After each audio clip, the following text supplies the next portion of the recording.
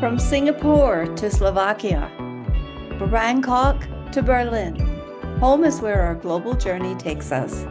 I'm Doreen Cumberford, and this is Nomadic Diaries, where we explore the vibrant world of international living through authentic stories and expert insights. Join us as we navigate the challenges and celebrate the joys of living abroad. Together, we're mastering the art of global lifestyles. Hello, expats and nomads. Here at Nomadic Diaries, we know that you are naturally risk takers, creative people, and imaginative people. But what if you could leverage some of those characteristics that you naturally enjoy? What if you could become even more empowered, more intentional, and download even better results into your nomadic or your expat journey? Today, we're going to cover some information about a terrific tool called vision boards. And these cross cultures and they work absolutely anywhere. There are no geographical limitations on using this terrific tool. Welcome to Nomadic Diaries. And we are the podcast that supports expats, repats, and nomads to create better results in your plus-sized life. Today, we're going to talk about vision boards because they are a super tool and a system that has the capacity to enlarge and really help you dial in the results that you're looking for. A number of years ago, I used to do vision boarding a lot, and it has come to my attention recently that that was something I had talked about and realized that I did in the past.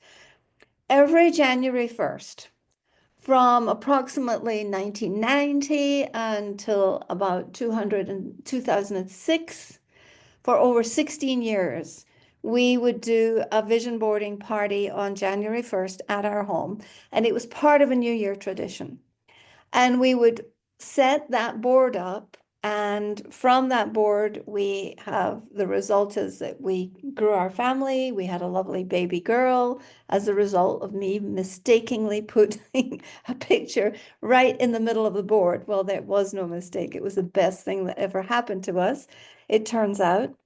Second time that it was extremely dramatically apparent that we had created something using a vision board was when, after we had moved into our house in Bellingham, Washington, having repatriated back from 15 years spent in Saudi Arabia, I looked at the side of the house and down to the lake and looked at the lake and the contours and the shape and the trees. And all of a sudden, I rushed back into the house, dug out this very old, tattered vision board that I had created years ago in Saudi Arabia. And it was exactly the same shape, the same contours, the same colors as where I found myself now living in Bellingham, Washington. We had managed to create our dream house at that point. So I've had very, very good success with vision boards, and I plan to re-inhabit this experience. And I think that you might find it a very useful tool in order to help your RAS, your reticulating activating system, to go to work for you. So let's talk about what are they? Well, they're not pretty collages. They're really pretty powerful tools that work with our brain's natural wiring. Think about when you're planning to buy a new car. Suddenly, we see that model everywhere on the road. Well, it's not exactly coincidence. It's our brain's spotlight system at work. That's what they call the RAS, the Reticulating Activating System, because basically vision boards hack into this and they sort of give our brain the signal to spot the opportunities that align with what you put on your board. So you know how athletes mentally rehearse their performance before a big game? Vision boards kind of work on the same principle. Sometimes our brains don't always distinguish between vivid imagination and reality. When you see regularly images of your goals, sometimes your brain starts creating neural pathways as if you're already experiencing them. It's like something like downloading a GPS or a map of how you're going to get to the future. So our brain processes pictures and images and photographs and art 60,000 times faster than words. That's why if you see a picture of someone hiking a mountain, it hits differently from just reading the word adventure. Also, if I say the word chair, you don't usually imagine chair. In our brain, we create a photograph of a chair, correct? And so it's like telling our brain, this is what we want you to focus on. And so it taps into this sort of superpower of having visual processing. So we all think in pictures. So first of all, they're not just pretty collages, they're powerful tools. Let's review. Athletes mentally rehearse their performance before every big game. Number 3, we think in pictures. We don't think in words. Number 4, it's an act of intention. When we decide that, hey, I'm going to sit down, I'm going to take the time, I'm going to cut pictures out, I'm going to look for photographs, I'm going to build this life. It's kind of telling our subconscious mind that, hey, there's some intention here. Think about it. When you're on your phone and you swipe away things, there's not really any engagement, but with something like a vision board, especially when you put it somewhere where you can see it daily, and I highly recommend that. The repetition is very important. It's physical, it's personal, and make it live in your space. So every time you're glancing at it, you're reinforcing your own neural pathways and you're kind of strengthening your connection. Oh, yeah, this, I remember, that's what I said I wanted. This is where we're going. And the powerful part of it is that they combine logical goal setting with emotional connection. Because when we think in pictures and we see in pictures, those kind of can represent dreams. It's not just looking at your goals, it's actually you're feeling them. You're starting to get the juice, sort of that juicy connection into your system. And when we harness emotion and intention together, that's when transformation happens. That's when water turns to steam or water turns to ice. It's always H2O, but it transforms into a different state.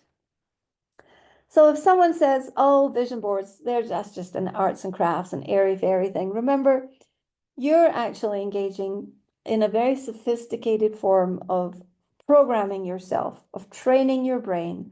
It's one that successful people have been using for generations. You're not just decorating your wall, you're actually programming your brain for success.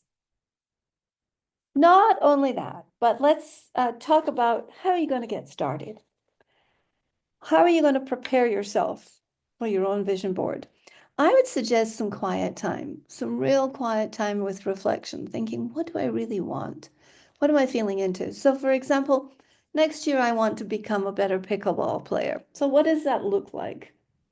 What would it being a better pickleball player look like? Well, I don't watch myself on the court, but I could have someone take a photograph of me on the court at the net, actually returning the ball well.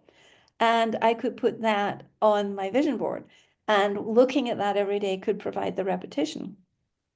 I could also just use it as a visualization tool so that every day I would be downloading that experience or that feeling of having won a point, of having done something well.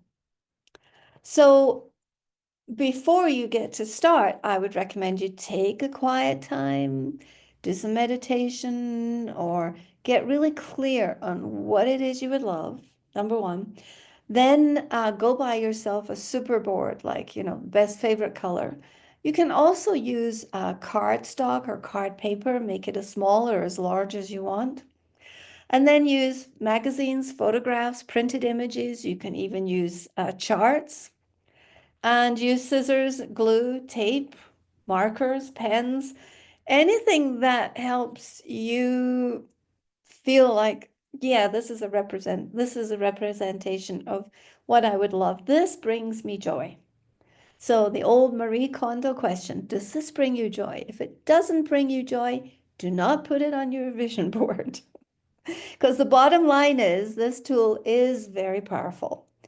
It is absolutely uncanny, the experiences. I happen to know someone who moved into a house, exact house that they had put on their vision board several years prior. And my experience with our house, and also in the fact that I got pregnant very soon after I put a baby. It was actually, I was using the photograph as a tool of a room, but there was a crib in the room. There was a baby in the crib, and that wasn't the major part of it, but that it was absolutely time and perfect timing for our family to expand. And so I believe in the power of vision boards. And I think that it will help you in your expat journey because you are already a risk taker. If you're a nomad, you're already on an amazing journey. We know that you're incredibly imaginative. We know that you are also good at visualizing, probably, because you visualized where you are now and you got there from where you were. So I would just like to leave you with a couple of quotes. Dr. Norman Vincent Peale said, formulate and stamp indelibly on your mind a mental picture of yourself as succeeding. Hold this picture tenaciously and never permit it to fade. Your mind will seek to develop this picture. And in addition to that, I would say, actually put it on something physical to help your mind accelerate the process that Dr. Norman Vincent Peale was referring to. And also, Brian Tracy said, all successful men and women are big dreamers. They imagine what their future could be, ideal in every respect, and then they work every day towards their distant vision, that goal or purpose. I would suggest that you work every day towards your vision, your goal, your purpose. You're resettling if you are repatriating, or your new move if you're going to a new expat place. Whatever it is, you are well equipped as you are. And I would suggest that just adding a vision board to your toolkit will bring a little bit of joy, hopefully, and even greater success and satisfaction. Thank you for listening to Nomadic Diaries. Please, we are a small independent podcast. If you have found some value in this, would you please connect or reach out and review and subscribe? Thank you so much for being with us today. This is Doreen. Ma salama, hasta luego, and cheerio.